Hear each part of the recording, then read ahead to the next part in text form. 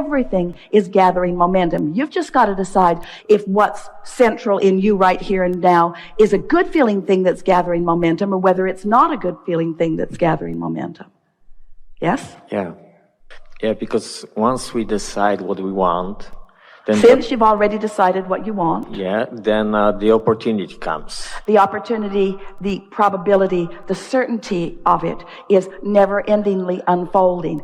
There are constantly 30 or 40 or 50 viable avenues in your immediate vicinity that could be absolutely accurately called on your path factors that most humans are, for the most part, oblivious to, because they've got a frequency going on that keeps them from realizing it, even though it's right there. That's why it's only this vibrational shift in you that is necessary. Jerry used to talk about turning thoughts to things. And you got to be wondering about this. You've got to be wondering, since you're in these physical bodies, and oh, it's nice to hear Abraham. Abraham is so confident in what they know about the laws of the universe. But you got to be wondering, so if I'm offering all of these thoughts and I've created this vibrational reality, Abraham, it's nice to know that there's money in my vortex, but I'd like to get the money out of the vortex and into the bank. And so show me how to turn this vibration into something that's tangible. And we say, you got to do it vibrationally, and then you will be the realizer of it into what is tangible. It's about you rendezvousing. It's like you sensing the path, you feeling the path, you knowing the path, you being able to see it. It's all around you. You're just not seeing it sometimes because you're on a different frequency. How to deal with too many opportunities? Well, here's the thing. Mm-hmm. If you are really centered in who you are, if you are really feeling good, there's no such thing as too many opportunities because you're so in the flow. As they come, it's like having a whole lot of dance partners whom you are up to speed with. It's like watching the perfection of a magnificent basketball team. Spurs.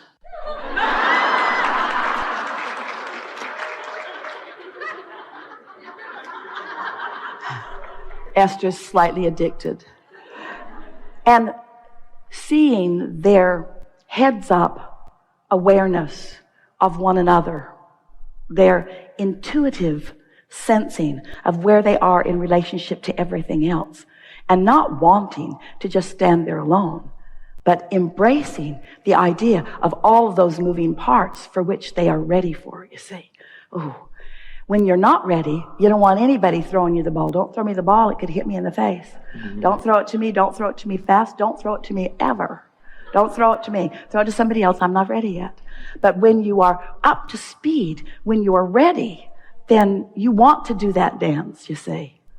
There is no such thing as too many moving parts when you're tuned in, tapped in, turned on. Because you have the foresight, you have the understanding, you have the broader perspective. You can be in the right place at the right time, you see. So that feeling is always a feeling that comes when there is wobble in your vibration. Because when there's wobble, you're out of balance. When you're out of balance, you don't want many moving parts. So it must be clear and precise decision, and therefore there is only one way, right? Give us more about what you mean about a clear and precise decision. So when you are excited and fired up about something. We would like to, instead of using the word decision, we would like to use an emotional word like confidence, security, knowing, a sort of definiteness of purpose. I feel sure about this. I feel sure about this. What happens is, at first, you're not so sure. And most humans are looking for conditions to validate them. They're looking for conditions to help them be more sure. Well, that's a wobbly platform. Instead of looking for conditions that therefore sort of fire you up, like motivate you into positive expectation, what you're really wanting is to tap in to that core knowing of your value and your power. And once you practice that a little bit, the conditions will reveal themselves to you, or better said, you will realize them, and then you will begin even more trusting yourself. You can't get it wrong, and you'll never get it done. But these words don't sound so good if you're standing in that tentative place. So that's why I've been saying to you for a while, wake up in the morning and say to yourself first thing, this is a new day, and I get to choose how I feel. First day or two of that, Esther didn't make it till breakfast, until she was wobbling on one thing or another. But once being wobble-free became her dominant intention, she learned that she could change any subject that started to wobble so fast that she would stop the wobble. And as she began stopping the wobble, stopping the wobble, stopping the wobble, stopping the wobble, stopping the wobble, stopping the wobble, there was enough in her vortex to begin calling her. And once that began moving, then she began trusting, you see. So, do you accept that you are vibrational beings? Does it make sense to you that the thoughts that you think are vibrationally active? And is it logical that you could think a thought and then contradict it right on its heels? I want it but. And so, does it make sense to you that if you are not doing the contradictory part, not introducing that wobble into the equation, is it logical to you that law of attraction will take your clear thought into more definition, into more detail, into more exhilaration, into more clear ideas? You see, at first, the manifestation is an emotional one. But right behind that come streams of thoughts, really good ideas. Really good ideas. And as those ideas begin to flow, and you just go with those ideas, then what happens is manifestations begin to happen around you. It feels like, and it is exactly like, you are allowing what you put into the vortex to move from the vortex into your reality. And it's so much fun when you get to be in on every piece of it as it moves in. Now, we're out here a little bit, but if there's ever a crowd that can hear us, it's you. We mean that. We're out here on the leading edge together. So, if you can stand in your now, like our friend before, finding this emotional place, and not needing to shore it up with details, just feeling the pureness of the emotion of it. No need to explain how you got here. No impulse to talk about that. So those conditions can just be left out of the equation, yeah?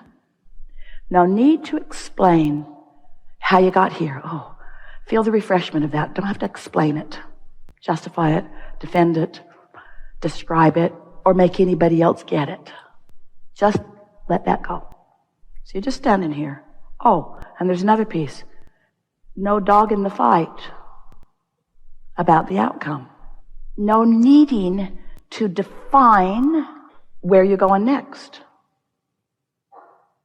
So, in the never mind how you got here, and never mind, no investment in the outcome. Now, no investment in the outcome. If there's no investment in the outcome, you're not going to introduce contradiction to it. So you already did step one. You already put it there. Source is already fully involved in the outcome and has orchestrated circumstances and events and rendezvous beyond our ability to describe it vibrationally in a way that Esther can get it verbally. In other words, we just cannot tell you how much has already been orchestrated on your behalf about the things that you want. No investment in that outcome, not your job. Step two has never been your job. Your job, right here, right now, just feeling the love. Right here, right now. Never mind how you got here. Never mind how it's going to unfold. Just this feeling that the path is coming to you. The path is coming to you. The path is coming to you, and before you're aware of it, there's nothing for you to do. Ooh, that's the big piece. You don't need to call somebody. You don't need to write something down. You don't need to goose it up. You don't need to motivate yourself. Until the path is blatantly obvious, there's nothing for you to do. Nothing for you to do. And we promise you, you won't be bored, because the path will unfold, and you'll know. It won't be, should I or shouldn't it? It'll be, I'm going, I'm doing, I'm in, I am in, I'm in. Someone will say to you, where are you going? I don't know. Why are you so excited? I don't know that either. Well, how do you explain how bright you look? I can't explain that either. I've just found this sweet spot. I found this sweet spot where I'm not invested in how I got here and I'm not invested in where I'm going, because that is dynamically already orchestrated. I'm just here in an utter state of allowing. You get that. You get that. And in that state of being, the path shows up. Ooh, you feel so brilliant. You just feel so brilliant. First you feel blessed. Oh man. And then you feel brilliant. And then you feel inspired. And then you feel happy. It just keeps coming and coming and coming. You get in that state. You have no idea what you mean by moving parts. So many moving parts orchestrated by the universe. Esther laid in bed the other morning and she thought about all the things that she doesn't have to think about. Like,